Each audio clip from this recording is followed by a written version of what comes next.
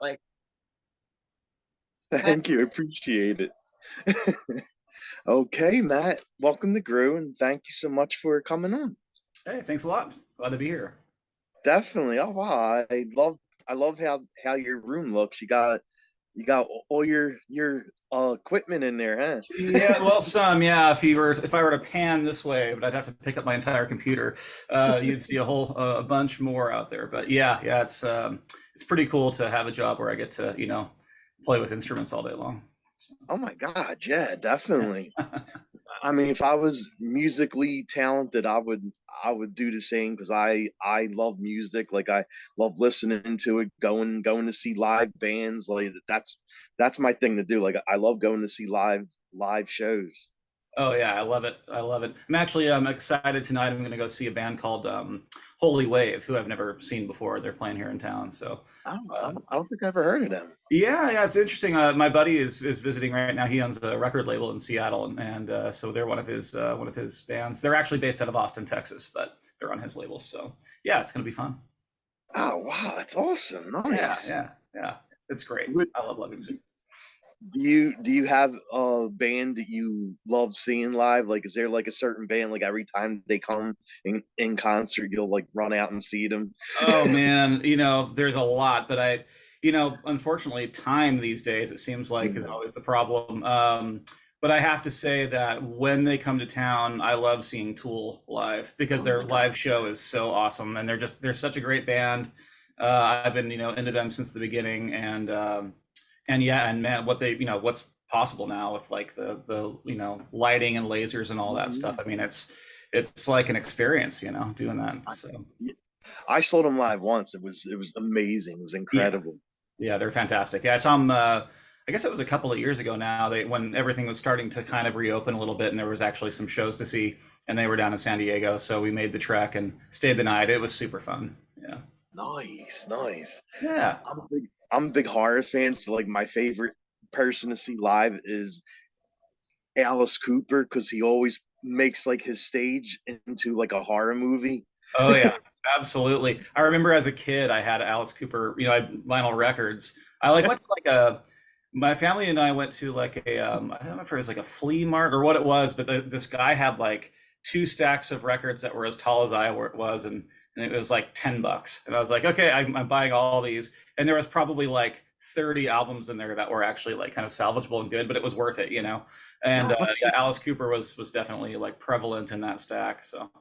I oh remember my looking at God. the images as a kid, and I was super into horror too. My favorite author was Stephen King, and I grew up reading. Oh, nice. I was like that kid who was like 8 years old reading stuff that I should not have been reading.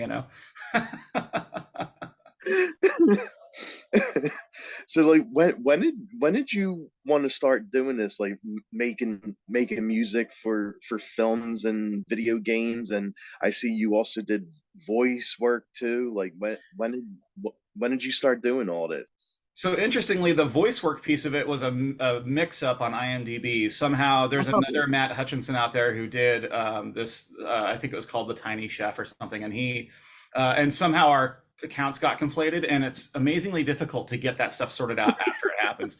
But I actually, oddly enough, well, this will be kind of a two-parter, but I did have a stint for a while. I lived in Seattle and I worked in an audio post house, and I did a lot of recording of voiceover okay. for commercials Oh, and stuff. So I certainly have a lot of respect for voiceover talent. They're like, it's unbelievable what they're capable of. I was never good at doing voiceover, I'll tell you that right now. But recording it, I could do just fine.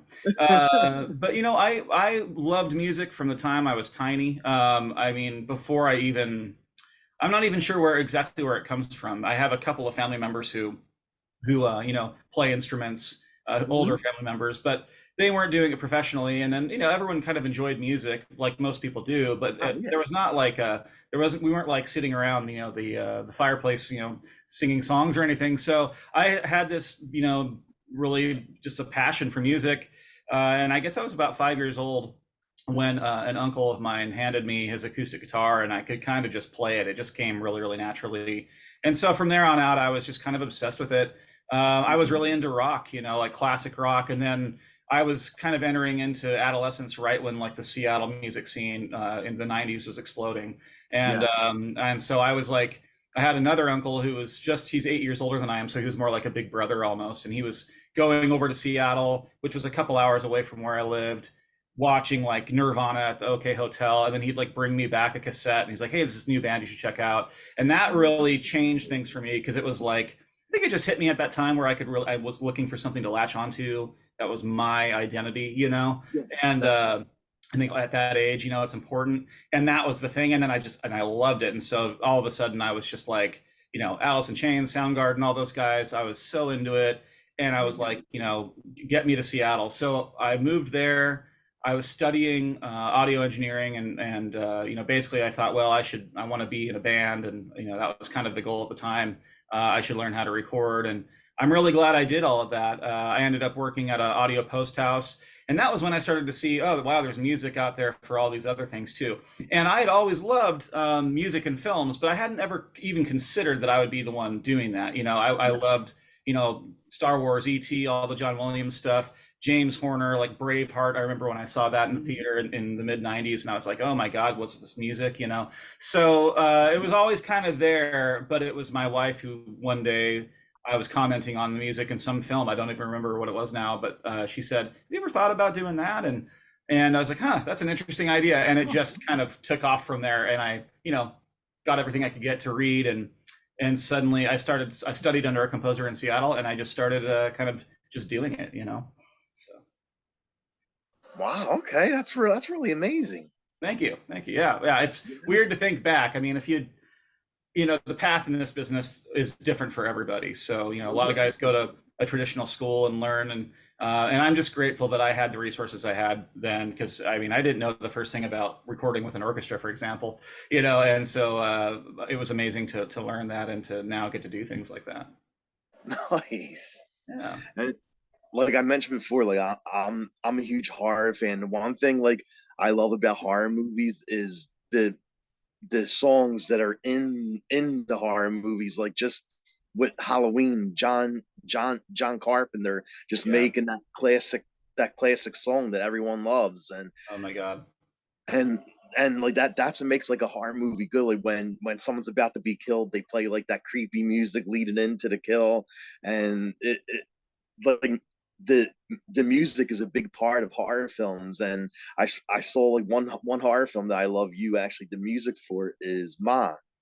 Oh yes. Well, I can't take full credit. The lead. I worked with another composer on that. He brought me on to kind of help him out a little bit. The schedules on those movies sometimes can really be something else. So yeah, Mhm. great, Greg Trippy. Hats off to him. He was the mastermind behind that. But yeah, he gave me a chance to work with him and write a few cues on that movie. And that was amazing. Yeah, that movie is great.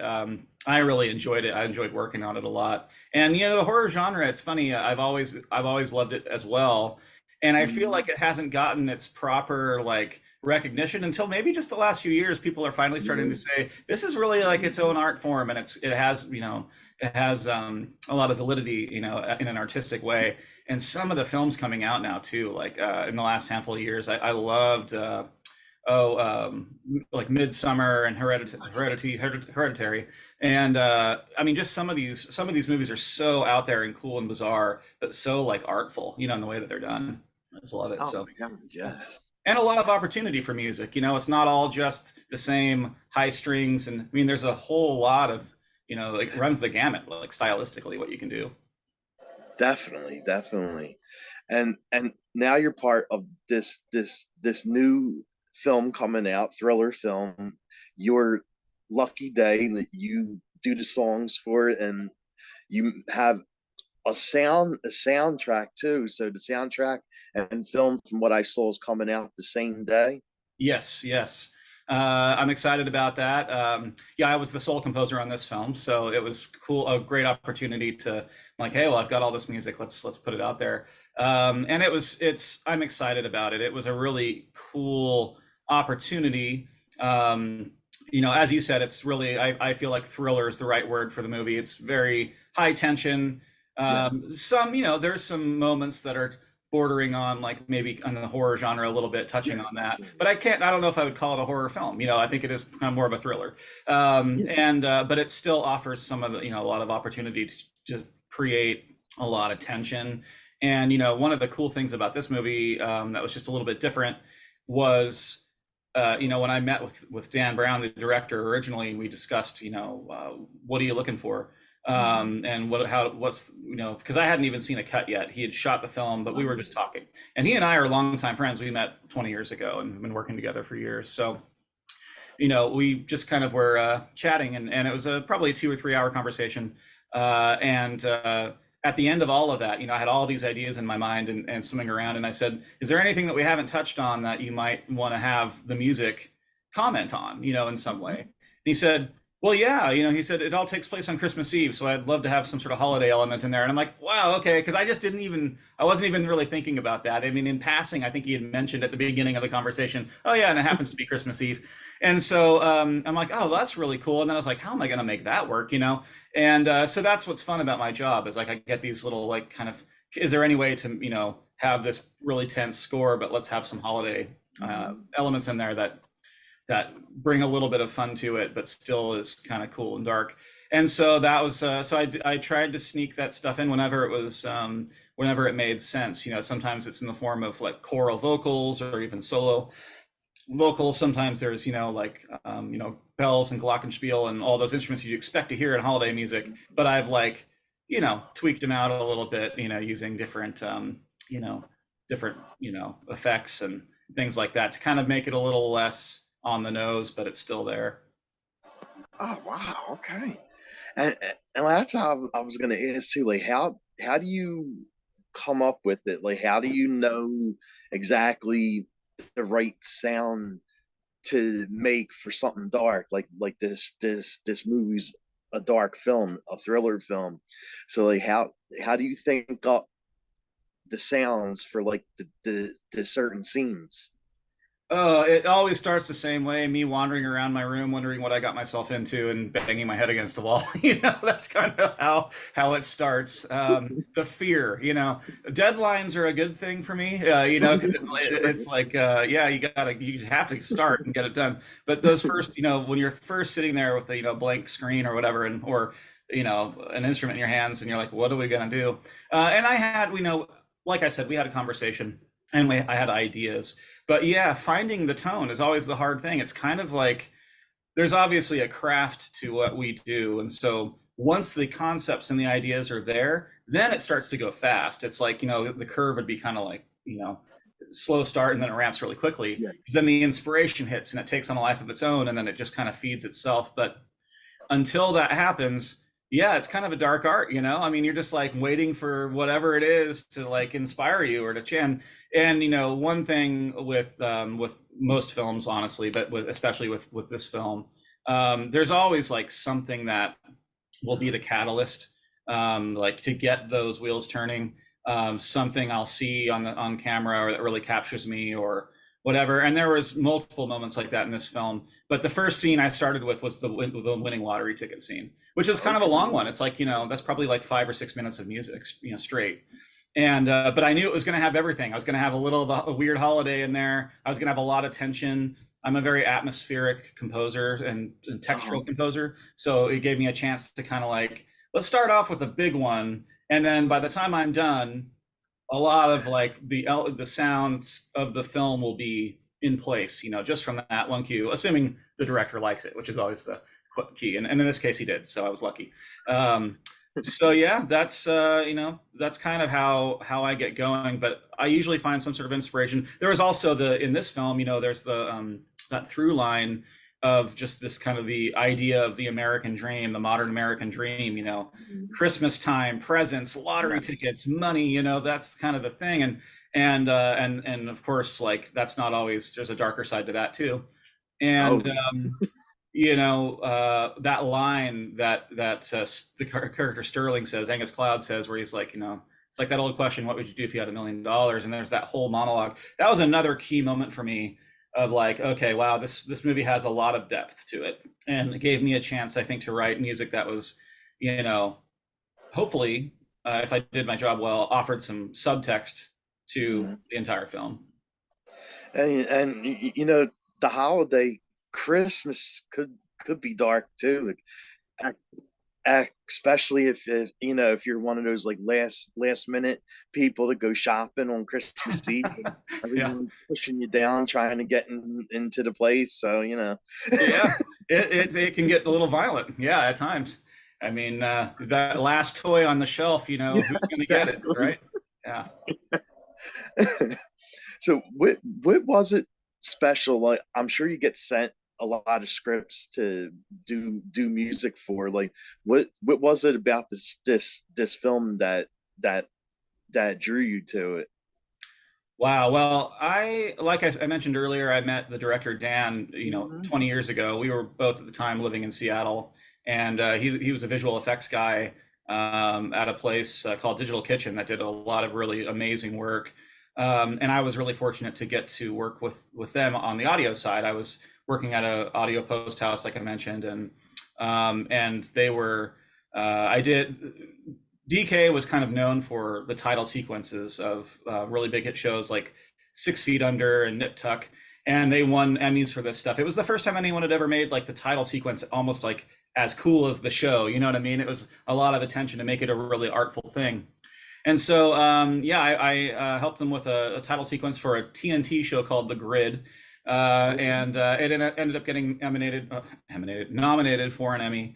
And so all of a sudden, like I just found myself working with those guys a lot. And Dan was part of that team, and he had done a short film at the time, I think it was a live action and animation hybrid, and it was really really cool. And I was like, dude, man, you're a talented guy.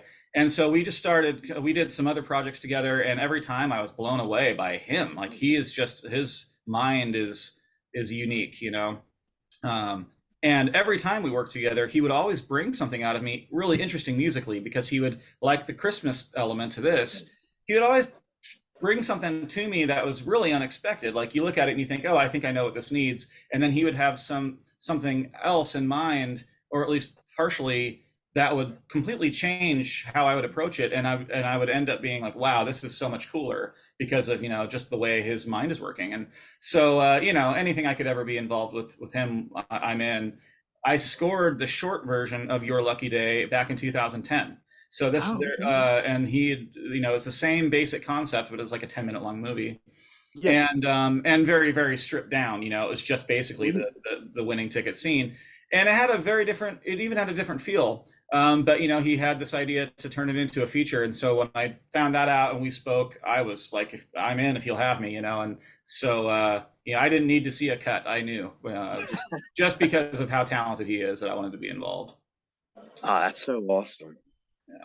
And Halloween just passed. Did you wind up Yes. doing anything for Halloween? Dress up, go to parties? Oh, I didn't this year. This year we handed out candy to the neighborhood kids, so that was There fun. you go. I actually might have had more fun. That was kind of cool because they're so awesome. All these kids are all excited, and they're these crazy costumes. Which have I got to Mhm. say, the costumes have come a long way since I was a kid.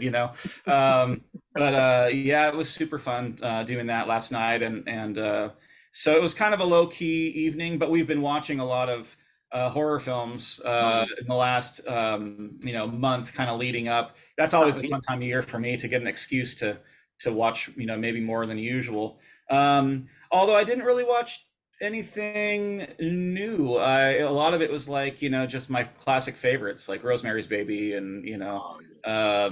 what else we know. Last night we had Halloween on, of course, for a little while. Of Like course. Of course. you gotta at least hear the music Yes. on that day. Yes. Yeah. And since you're big into making songs, music for films, and is there a song that is your go-to karaoke song if you were doing karaoke? Oh man. Um, that's a really good question. What would be my go-to karaoke song? It would have to be, I don't know. It would be something off of one of my favorite bands from the 90s probably. But they're all such great vocalists. I mean, I would be just intimidated. I don't do a lot of karaoke. The last time I did it was here in LA a few years ago, and it was Mhm. cool because it was in Koreatown, and they have like it's your own private karaoke room. So Oh it's like wow. you're sitting around this big table, and they'll bring you drinks and everything, and maybe even food, and then they have like a microphone, and it's a big system in there, so it sounds really good, and you just can pick through these thousands of songs. So it's really just you and your friends. So it's a little less intimidating than like getting in front of an audience and doing this. And I am going to say that there was an amazing rendition of "Nothing Else Matters" by Metallica that occurred that evening. So yeah, I'll leave it at that. But there's yeah, it's a good time. It's a good time. Definitely. And where could fans like find the films and buy your music for the film, the soundtrack? And I know it comes out, is it November 10th, I think it was? Yes, yes. So November 10th, both the film premiere and the soundtrack release happen. I guess like at 12:01 in the morning on November 10th, you can buy my soundtrack on pretty much any of the I think all of the digital platforms. Apple Music, Spotify, whatever you're into. And then yeah, the film is opening at Alamo Drafthouse theaters, like select theaters around the country. So I don't think there's an Alamo Drafthouse, unfortunately, in my hometown. So I'm a little bummed because my family and old friends up there won't be able to see it right away. Yeah. But they are kind of scattered all throughout. And then on the 14th, it goes to streaming platforms. I know right now you can pre-order the film on Apple TV if you want to do that. So they're offering a deal there. But yeah, that's the day, and I'm really excited to kind of see everybody's reactions to this film. I think it's pretty great. Oh my God, yeah. And where can fans follow you at? They can follow me on Instagram. It's Matt Hutchinson Composer is my handle, my very long Instagram handle, and that's the best place. And I have a website, just matthutchinson.com, and it's got all of my social media stuff on there and contact information there. So if you care to go take a look, you can find me there. Awesome, buddy. Well, it was really nice chatting. Thank you so much for taking time and doing this. Absolutely. Thanks so much, Rocco. Yeah, it's really great to meet you. Thank, thank you. Yeah, Have a good day. you too. Thanks so much.